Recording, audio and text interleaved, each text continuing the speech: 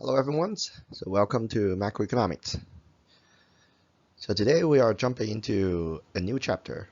So after we learned about the aggregate supply and aggregate demand models, I think it's time to put the model into practice and trying to help us explaining the use of the macroeconomic policy tools. So starting this chapter, we're going to focus on the study of macroeconomic policy tools. Specifically, we are going to talk about two types of policy. Today, we are going to focus on the fiscal policy. And in the next week, we are going to start jumping into the discussions on the monetary policy and how the Fed it's being formed in the United States and what's the use of this individual government agents in the helping of getting fix of the some of the macroeconomic problems we have.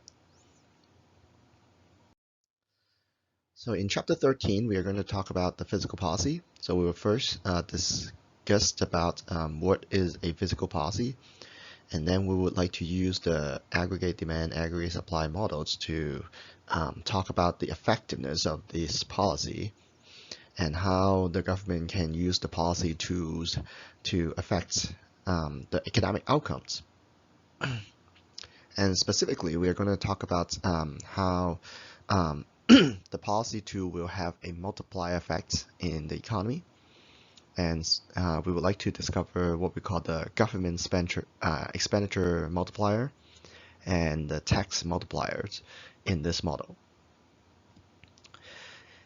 And the later sections, we're going to also talk about the limitations of the policy. Why is it not going to be a perfect policy to use all the time? And we will also discover the problem of the budget deficits and national debt issues that relate to the fiscal policy in the United States. So, as everyone knows, in the year of 2008, the United States actually got into a period called the Great Recession periods. It's almost like Great Depressions happened in the past. We've seen a significant movements of the economy going downwards, and because of the housing bubbles, there are a lot of industries in the countries actually getting to the edge of filing a bankruptcy.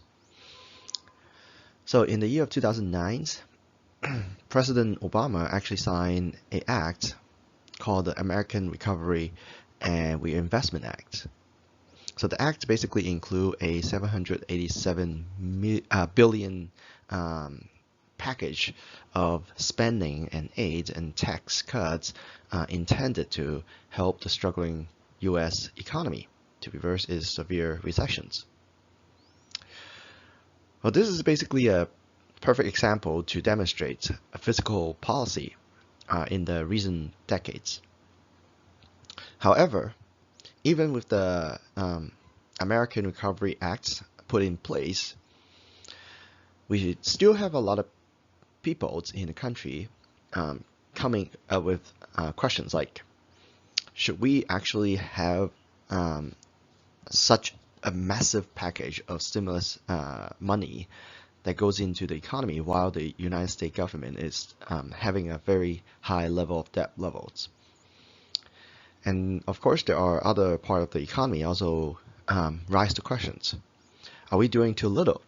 Are we doing enough to actually make a move of to stimulate the economy to take us out of the recessions? So again, the whole point for having a macroeconomic policy discussions is that we don't want to have a period of time just like how we seen in the period during the Great Depressions. After the Great Depressions, we should actually focus on using those macroeconomic policy tools to reduce the fluctuations of the economy. So what is fiscal policy about? So fiscal policy basically is by any change in the federal tax and purchases that are intended to achieve the macroeconomic policy goals. So what are some of these goals? Well, number one, the macroeconomic policy goals will always have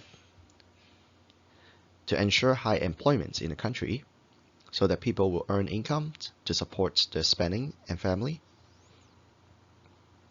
Price stability. We want to control the price levels at a reasonable levels. We don't want high inflations, and of course we don't want to jump into a deflations. Number three, to promote high rate of economic growth, to ensure that the country is moving towards a right directions in the long run.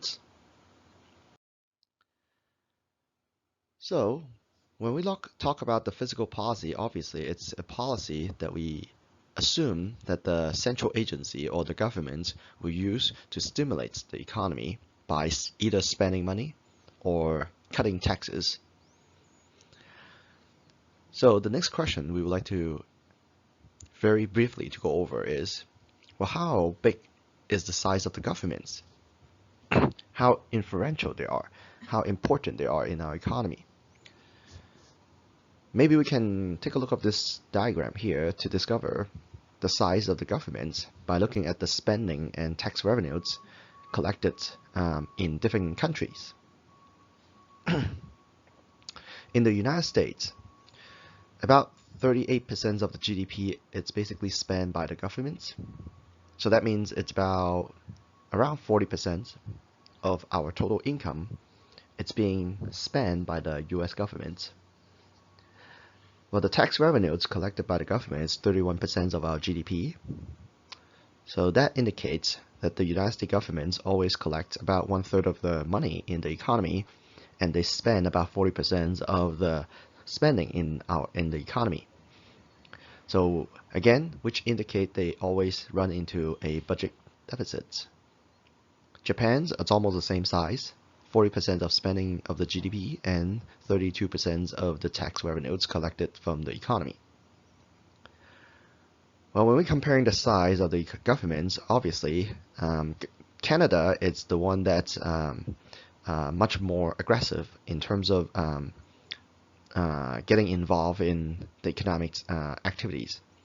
About 44% of the spending are done by the governments of Canada in the country. And about 41% of the total incomes are basically collected by the governments in Canada. And when we compare to some of the socialist countries, like France or most of the European nations, well, France actually spending about 57% of the total GDP in the country. So the government spend more than half of the total spending in the country.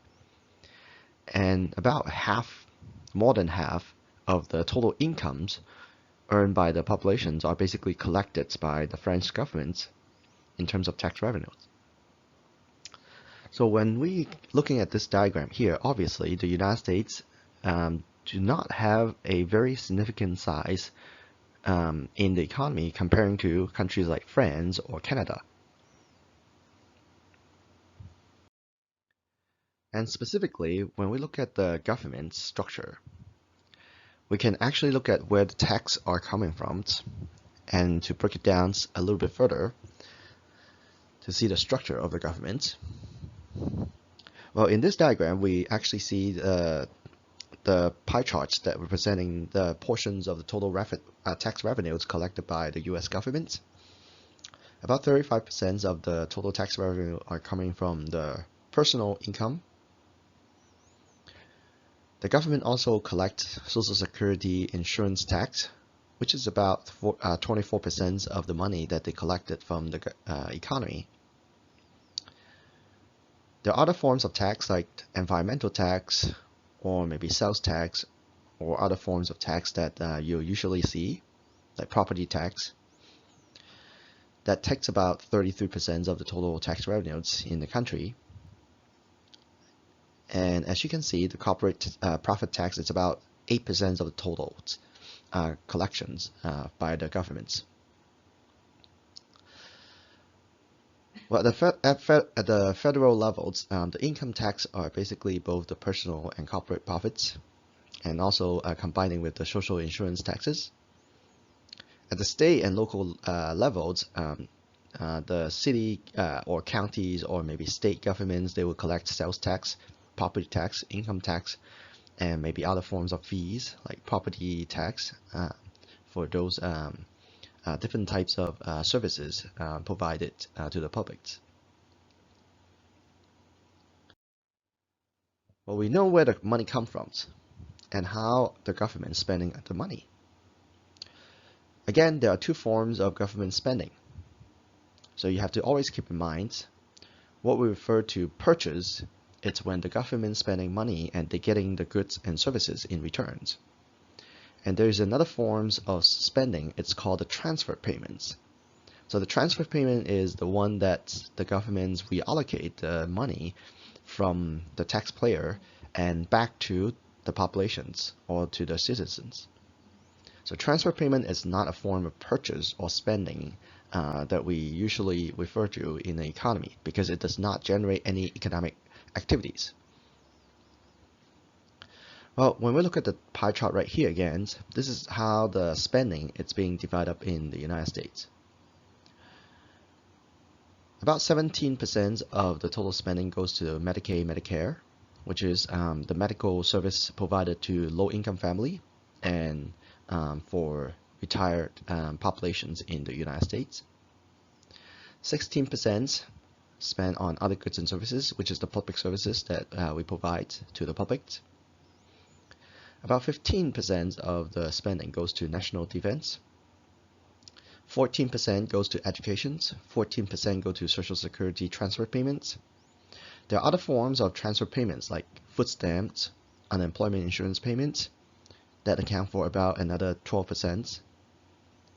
And one thing that's worth to note, about 11% of the total spending in the government are basically spending to pay off the interest for the money that we borrowed. And later we're going to touch base on this 11% of interest payments because, well, in the long run, it might cause even bigger problems to the countries. Well, in general, we know how the money is being collected by the government in the economy, and we know how they are spending the money now. The next question is how the fiscal policy works. Well, generally speaking, there are two ways how the fiscal policy can actually affect the economy. Well, we first talk about the indirect ways. The indirect ways for the fiscal policy to affect the economy is through either one of the two channels here, either through changing the tax policy or maybe changing the transfer payment policy. So the idea is pretty simple. Let's suppose the economy is seeing a slump, we're getting into a recession. And the government, it's intended to help the economy to recover. Well, the only easy way to do it is to shift the AD curve to the right. So that means to increase the aggregate expenditures or the aggregate spending in the economy. Well, in order to facilitate this spending in the economy, well, the government can either make a larger amount of transfer payments back to the households so that the households will use this money to make purchase in the economy, or the government can do the other way. They can collect less tax, reduce the total tax amounts from the households so that the households will have more money left in their pockets so that they will use the money to make purchase in the economy. Well, this is called the indirect way of the effects by the fiscal policy because the government does not directly involve to boost the spending in the economy. It's through the hands of the households. Well, more directly, of course, the government can directly make a purchase in the economy. So for instance, in the previous discussions of the stimulus package in 2008, well, the $870 the $800 trillion in the stimulus package was actually spent and put into the economy, so that the firms and businesses can use it to make purchase of the investments in the economy, or maybe to basically survive by paying the debts to the investors, so that the money can be put into circulates back to the economy for purchasing goods and services.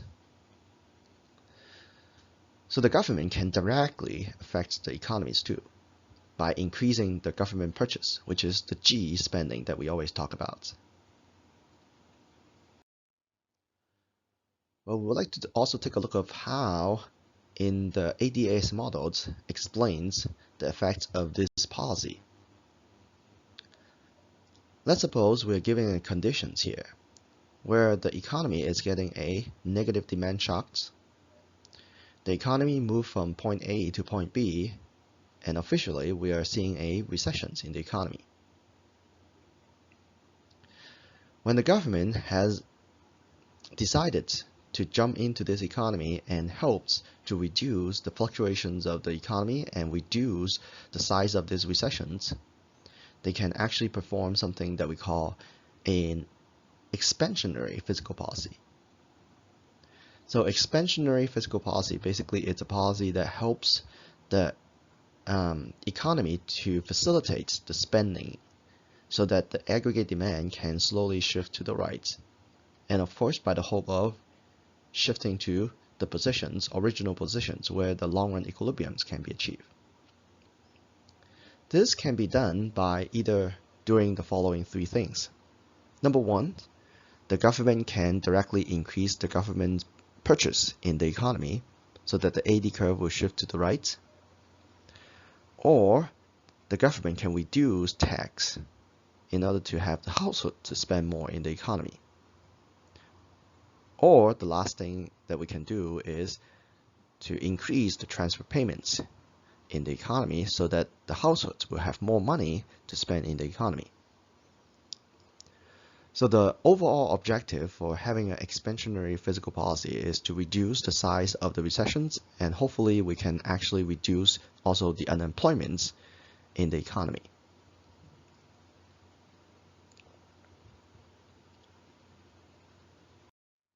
Well, on the other hand, if we have a positive demand shocks like this case, what happened is the economy will face a very high inflations during this period.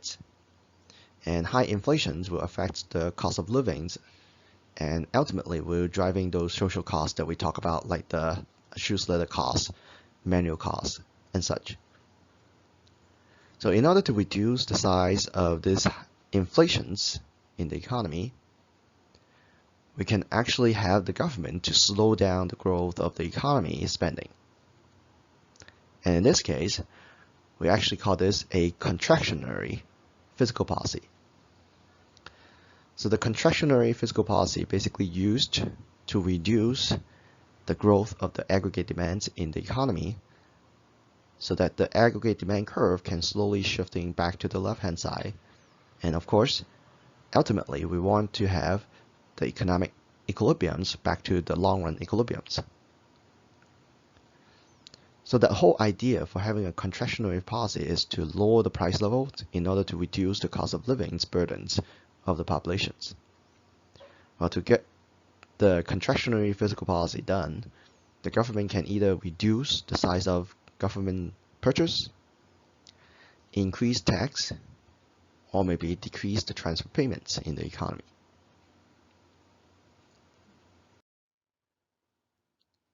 So what is not defined as a fiscal policy then? Because it seems like there are so many spendings by the government, seems like related to the spending in the economy. So again, don't get confused about the fiscal policy with other types of policy that facilitate spending. So for instance, any states or local government taxing or spending policy, it's basically a policy that's determined by that particular regions. It's not a national policy. So that's why it's, any local government tax or spending policy is not considered to be a fiscal policy in this country. Sometimes the federal governments might actually decide to cut taxes for people who buy some environmental friendly products like a hybrid car or maybe electrical car. So in those cases, again, it's not part of the fiscal policy that we have discussed. This is called environmental policy, which it's used to facilitate the use or adoptions of environmental friendly products. Also, when the country get into a war with some other countries, and all of a sudden the government will have to spend a lot more money on national defense.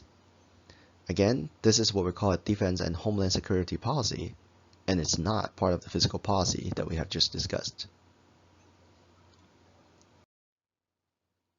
Well, generally speaking, government usually do not need to take the extra steps like we've seen in 2008 in order to stabilize the economy. The fluctuations of the business cycles always happens. Sometimes it goes in a very small magnitudes where the governments do not even need to take an actions. And the reason is not because those small fluctuations is not going to affect the economy.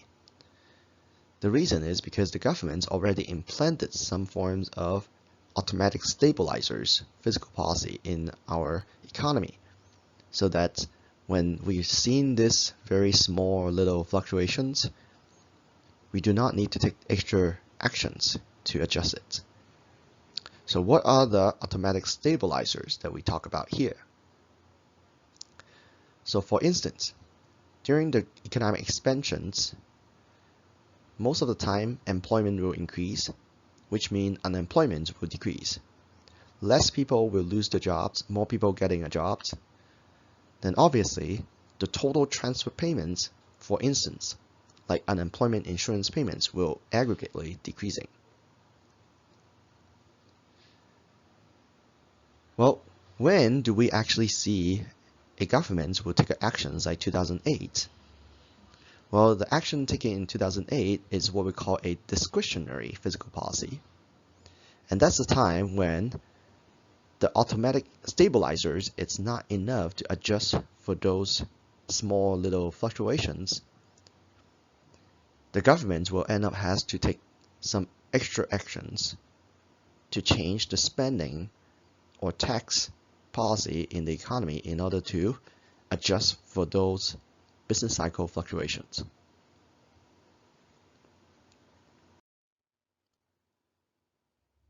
Also, technically, we have to understand how the policy will affect the economy. Is it true that when the government is spending $1 extra in the economy, the equilibriums or the aggregate demand curve will actually move $1 to the right? Well, in order to understand the effectiveness of the policy, we have to understand again what we have learned in the income expenditure models chapter, which is what we call the multiplier effect. So in general, when the government making change of the spendings of purchase, or when they are actually adjusting the tax in the economy, every $1 change in government spending and every $1 decrease or increase in tax in the economy will have a different effect in the economy. So we call this a government multiplier and tax multiplier. And in general, the government multiplier should always be greater than the tax multiplier.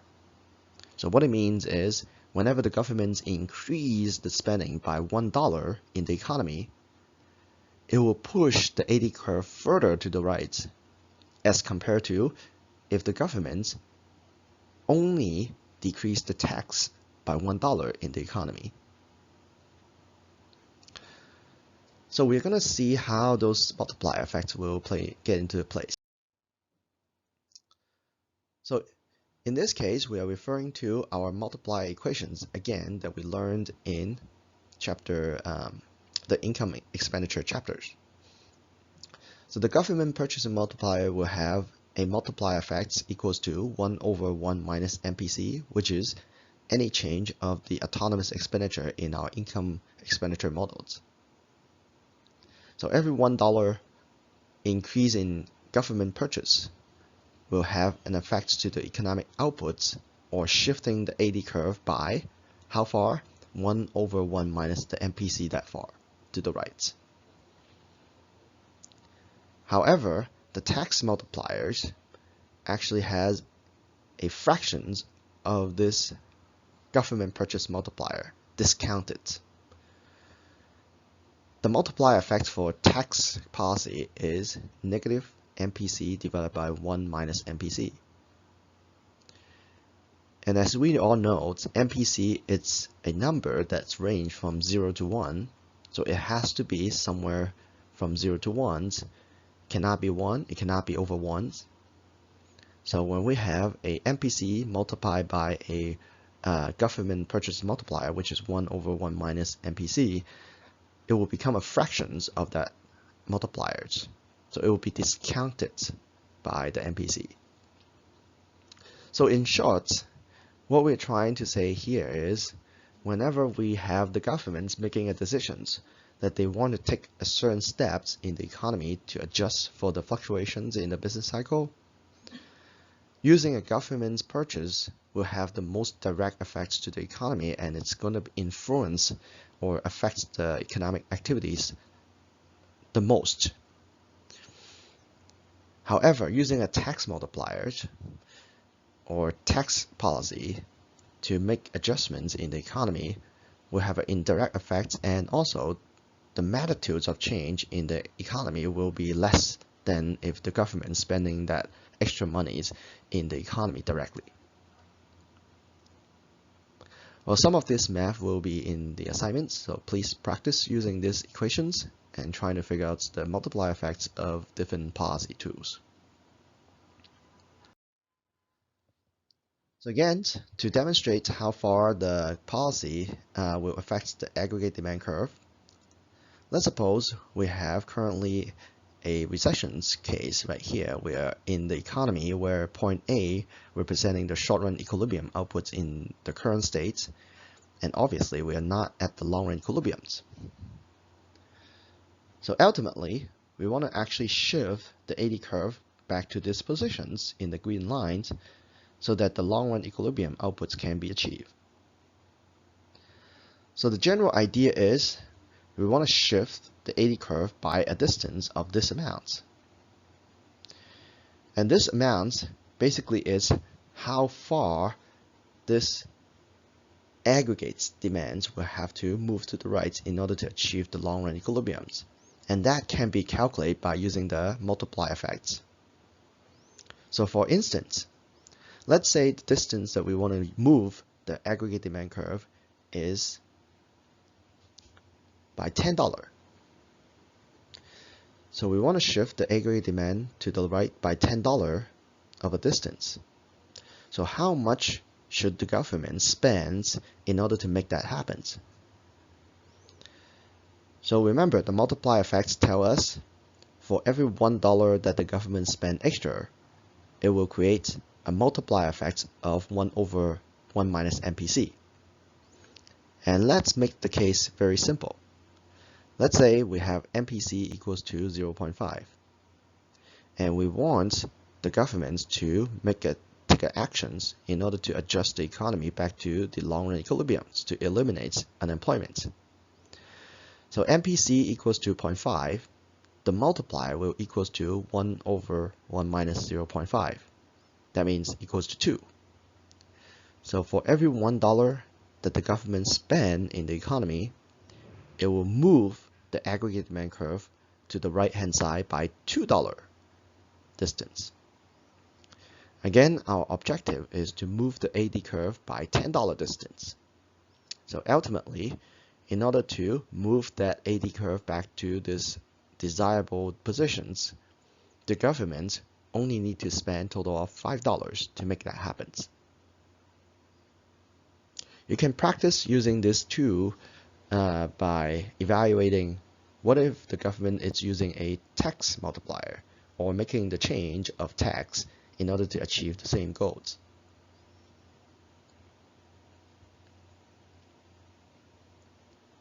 So ultimately, by moving the aggregate demand curve to the right hand side by $10 values, we're going to achieve the long-run equilibriums at point C here. Well, there are some limitations to the fiscal policy that most people do not like about. So for instance, fiscal policy, it's very, very poorly timed policy in any countries. Well, first of all, in the United States, in order to pass a fiscal policy, the presidents or the majority of the 535 members of Congress will have to discuss about how the policy should be formed, when it should be distributed, and how the money should be spent. It's very difficult to come up with a single agreement within the Congress that majority of the groups will agree. It takes time to implement too. Whenever the government is approving this funding, it's difficult for the governments to actually allocate those fundings the way that we want them to be. The administration time is just too long. And also, there's a less concern during the long and severe recessions too. So by the time that we have the policy implemented in the economy, the recessions or maybe the downturns of the economy might already have adjusted.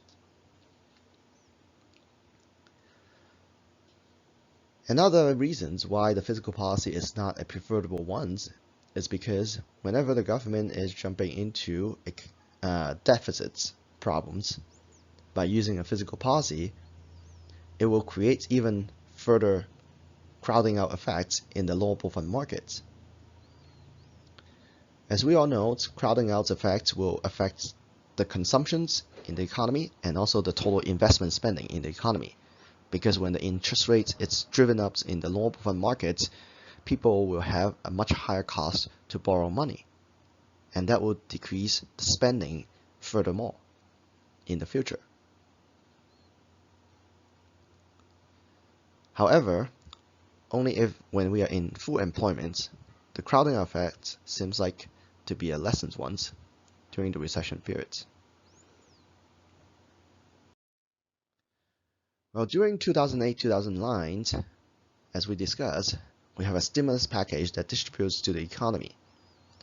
Well, this is the size of the stimulus package that you can now actually evaluate.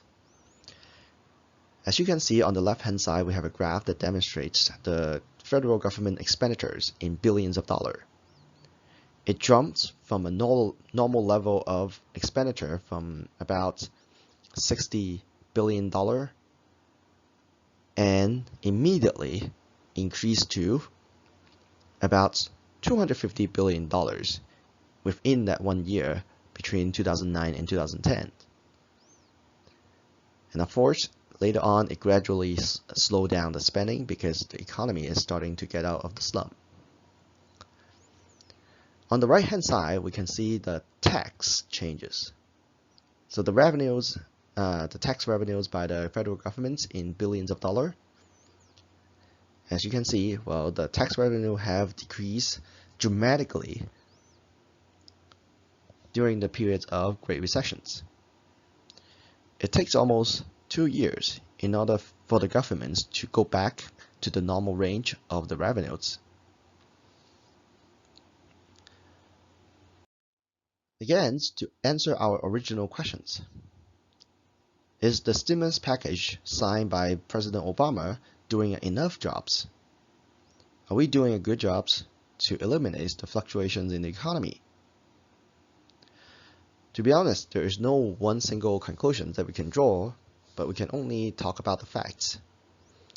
So the fact is, after signing the stimulus package and implementing the fiscal policy, we can significantly seeing how the real GDP actually go back to the positive number in the year of 2009, 2010, and 2011. We see the growth of the economy again, and we see the unemployment rates start to decrease and drops during these periods too. People start getting their jobs during this 2009, 2010, and 11 periods. So that's why the only thing I can say about the stimulus package in 2009 was that if the governments were not signing this stimulus package in the economy, we're probably going to see the real GDP to continue to decrease and unemployment to start climbing during this period. Well, how long is it going to take to go back to basically have the economy to recover by itself? Well, we don't know. It could probably take up to several years, as we have studied in the previous chapters. Well, another very important topics in the fiscal policy chapter is related to the deficits and debts of a country. So very quickly, let's define what we mean by deficits. So deficits basically is the total amounts of money that the government spends and the amounts of the money it receives in tax in a fiscal year. Where the money spent is much larger than the tax revenues, then we will see a deficit.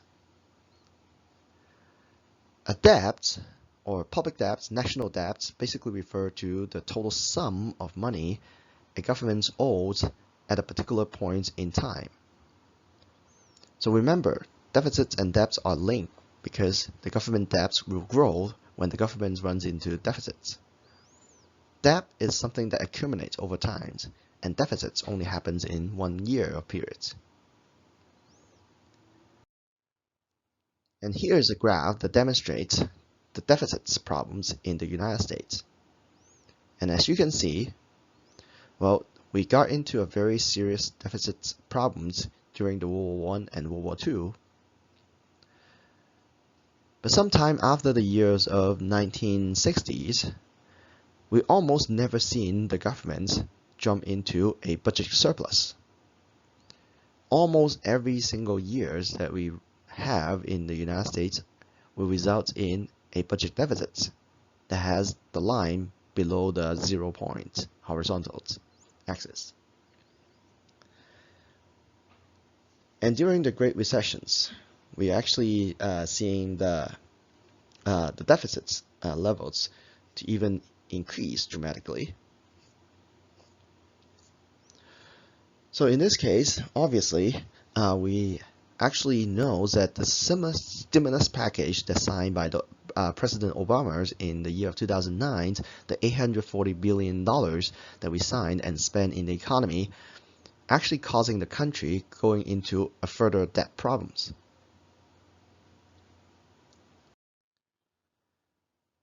So the issue is government debt were held by individuals and institutions outside the governments too. Because the government's budget balance, it's based on the money given by the citizens. As we discussed before, when the government get into a debt problems in the long run, it seems like very likely they are going to continue to keep borrowing money. And when the government's having a habit to keep borrowing money every year, then obviously it will create an even more serious crowding out effects in the country. Not only just that, when the government keep borrowing more money from the private institutions or the loanable fund market, what happens is they have to pay interest payments in the long run. And as we have discussed in the earlier slides, as the interest payments get bigger and bigger in the pie chart, only less and less money can be distributed to other public services like education, national defense, or maybe social security. And that's why it has a very significant effect to the future budgets. Well, there are two cases in the world that we have seen how the countries can actually get into a serious troubles when they are accumulating a huge ratios of debt levels. So for instance, in the year of 2001 to 2013, Argentina was actually got themselves into a very serious debt problems. It actually causing Argentina, the government, in 2001 to file a default of the debts. So what it means is basically they refused to pay the interest payments back to the debtors. The lenders, on the other hand, basically only get paid less than a third of the amount of original deals. And at the end of the day, what happened was Argentina ended up being a very low credit country in the world, and no one would like to lend them the money anymore for the development. Well, there's another recent case in the year of 2007 to 2015. The country Greece was having problems paying off the debts to the lender. They went all over the European nations in order to get support to pay off the interest payments. And because of the high risk of default by Greece, they are facing a very extreme high interest rates to pay off their debt by the lenders. And end up, fortunately, they do not need to file a default like Argentina, but they have to sign an agreement with Germany in the year of 2015 summer in order to get the fundings from Germany to pay off their immediate interest payments. And the agreements actually guarantee that the Greece will have to make a very serious reform of the government structures. Especially they have changed the spending, the national spendings in the country, and they have to increase significant amounts of tax from the citizens in order to pay off the debt in the long run. Well, are we going to be the next Argentina or Greece? Well, we can actually take a look at this chart right here and see where we are standing right now. Well, obviously, Greece is the highest debt ratios country right now in the world, where they have about 168.5% of the GDP are basically is the debt values. Japan is standing on the second, which is 134 of the debt to GDP ratios. Portugal over 100%.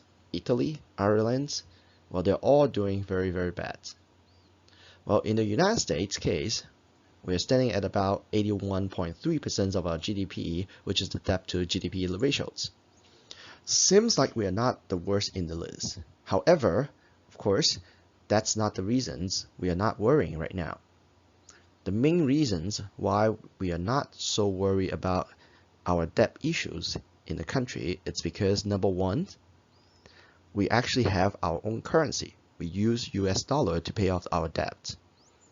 And the fact that, well, United States is the only authorized country to create US dollar. So that means whenever we have problem paying off our debt, the government can immediately increase the supply of money of US dollar in order to pay off the money. And second of all, if we look around the world, the cost for borrowing money in the world is still extremely low. So what it means is the interest rate for the United States to borrow is still very, very low across the board. So whenever we got into troubles, we can still borrowing funding at a very low cost to pay off our debts. But of course, we do not want to rely on this reason and make ourselves believe that, well, we should actually keep building this debt in the long run. Because, well, by having a long run solutions, we should always reduce the total amount of debts to actually reduce the risk of filing a default. Even though we print our own money, but increasing money supplies will reduce the values of US dollar, which causing a high inflation in the country. And also, the interest rates worldwide is not going to always keep at a low levels. So in the long run, we still have to pay serious attention to these national debt issues in the United States. Well, at the end, We also have the chapter discussion to talk about why the United States it's going to get into further troubles in the future. And we have this concept called implicit liability. So implicit liability basically is the spending that promised by the governments that effectively adapt despite the fact that they are not included in the usual debt statistics. Well, most of the average Americans in the United States actually assume that the United States governments can actually help them in whatever situations. So whenever we jump into recessions, we can depend on the stimulus package. Whenever we have a troubles to pay or crash of the stock markets, the U.S. government will jump in to help adjusting those situations. Whenever you are getting retired, you assume that your life will not be affected because you always guarantee to receive the Social Security payments. However, the more the governments promise to the populations, the more implicit liability they put on to the shoulders. And at the end, in the longer terms, we might actually having a government bearing all this implicit liability and keep rising the cost for running the public services in the country. That might drive the long-run debt level to a more serious and significant problems. So that's why we have to always learn a lesson from other country and make sure that we don't get into troubles like how other country did. So this is a chapter that talks about the fiscal policy, and to understand the fiscal policy, it's not a difficult one because it's very directly, explicitly explained through whether we are having a policy directly affecting the spending in the economy or indirectly affecting the economies. But what's important to understand in this chapter, or what's important to pick up from this chapter, is to understand what's the consequences for having the policy taking too much of the responsibility in the economy. We should always consider using the fiscal policy whenever we jump into troubles. However, we should never overuse it. Alright, so I hope you enjoyed these lessons. And in the next lecture, we are going to jump into a whole new discussions and trying to study the operations of the banks and the functions of money. So I'll see you guys in the next videos.